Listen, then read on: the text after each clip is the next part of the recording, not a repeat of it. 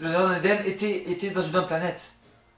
Ça c'est une contradiction parce qu'on a dans Genèse 2.5, car l'Éternel n'avait pas fait pleuvoir sur la terre. Comment le Coran peut dire que le paradis de Dieu où était Adam était dans une autre planète, au paradis, alors que la Bible nous dit, Genèse 2.5, car l'Éternel n'avait pas encore fait pleuvoir sur la terre, que le jardin d'Éden est sur la terre. Pourquoi le Coran dit que le paradis était, que le jardin d'Éden n'était pas sur la terre? C'est une grande contradiction, ce n'est pas possible. Le Coran ne peut pas venir de Dieu.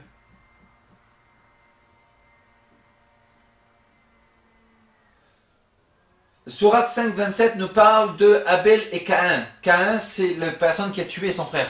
Et donc Dieu l'a puni. Et dans le Coran, on lit dans Sourate 2 que Allah envoyait un corbeau. C'est une histoire qui n'existe pas dans la Bible. Après, il y a écrit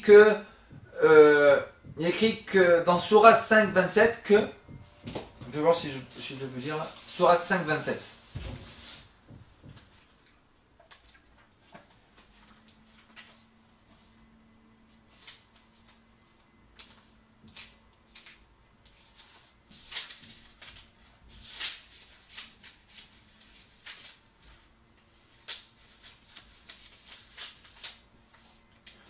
Et raconte-leur toute la vérité, l'histoire des deux fils d'Adam, les deux offrirent un sacrifice, celui qui fut accepté, celui de l'autre qui fut pas.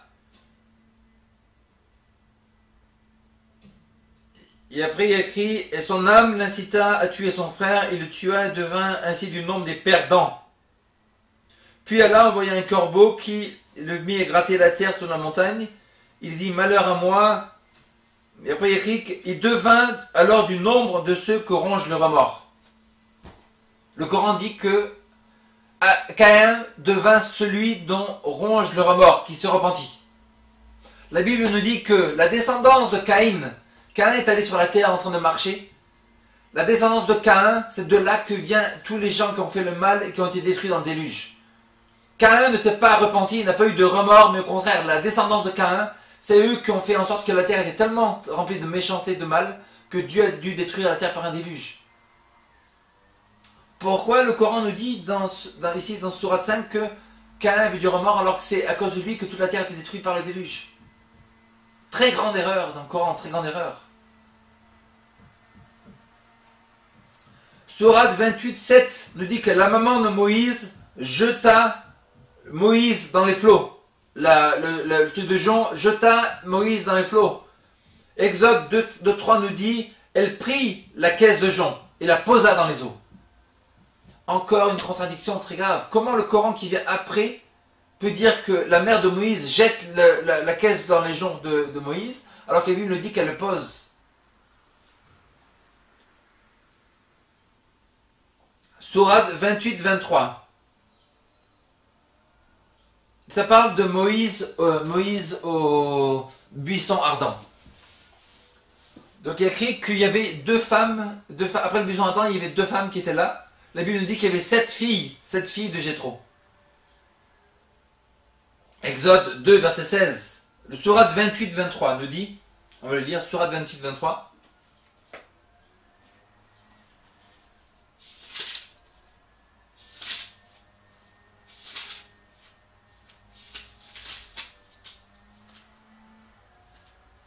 Et quand il fut arrivé au point d'eau de Madian, il y trouva un attroupement de gens abreuvant leurs bêtes. Il y trouva aussi deux femmes se tenant à l'écart et retenant leurs bêtes. Il dit, que voulez-vous? Elles dirent, nous n'abreuverons que quand les bergers seront partis et notre père est fort âgé.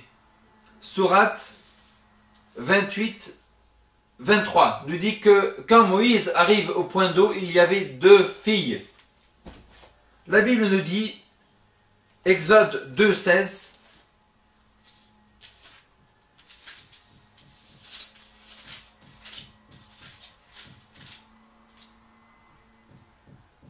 le sacrificateur de Madian avait 7 filles. 7 filles. Elles vinrent puiser de l'eau et remplir leurs auges pour faire boire le troupeau de leur père. Le sacrificateur de Madian avait 7 filles. La Bible, déjà écrite des milliers d'années avant le Coran, dit qu'il y avait 7 filles. Le Coran, écrit 500 ans avant Jésus-Christ, nous dit qu'il y avait 2 filles. Après, le Coran nous dit qu'il y avait des bergers là, ils attendaient que les bergers s'en aillent. Alors que la Bible nous dit que non, que Moïse a fait partir les bergers.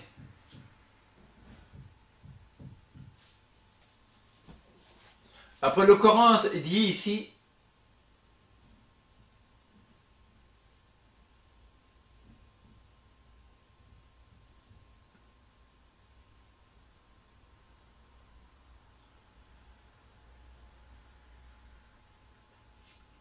après le Coran est en train de dire que une des filles qui était loin dans la campagne en train d'abreuver l'eau, elle appela son père dans le Coran, il écrit ça.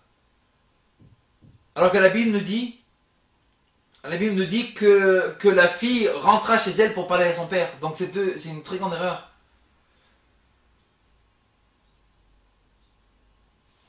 Le Coran dit que les deux filles de Madian qui étaient avec Moïse, elle appela son père. Comment elle peut appeler son père alors qu'elle est dans la campagne, peut-être à des kilomètres de chez elle? Et le Coran dit qu'elle appelle son père de très loin, alors que la Bible nous dit qu'elle rentre chez elle pour parler à son père. Donc il y a une très grande erreur, très grande erreur ici aussi.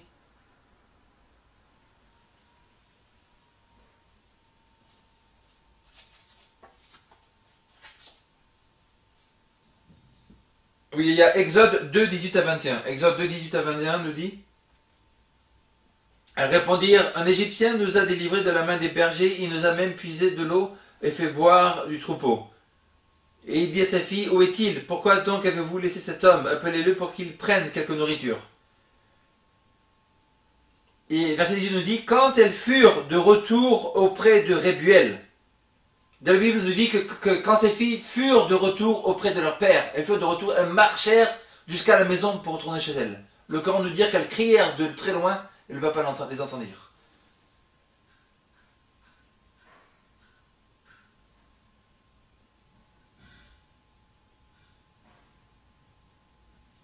Et une autre chose, c'est une question que j'ai, c'est donnez-moi une prophétie que Mohammed a fait. Quelle prophétie y a-t-il dans le Coran que Mohammed a prédit, n'est-ce pas?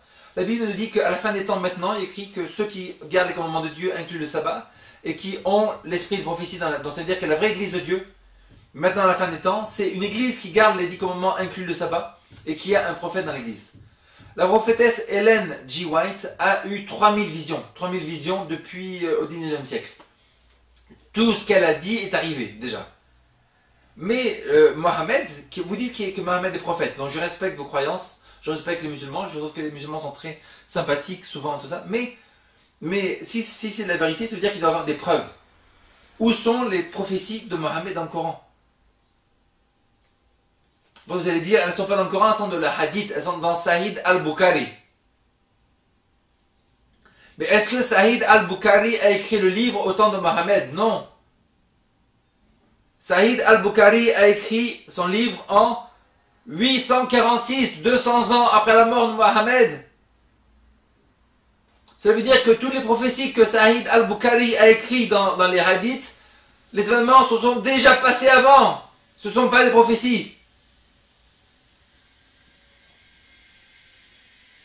Ce qui veut dire, c'est comme moi si je disais maintenant, en 2014, j'écris un livre de prophéties.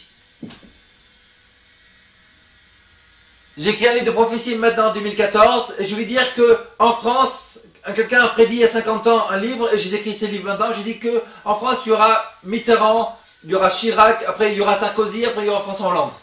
Mais une prophétie, c'est pas quelque chose qui est déjà passé, c'est quelque chose qui est dans le futur, n'est-ce pas? Donc si Mohammed n'a pas de prophétie dans le Coran, Mohammed n'est pas un prophète.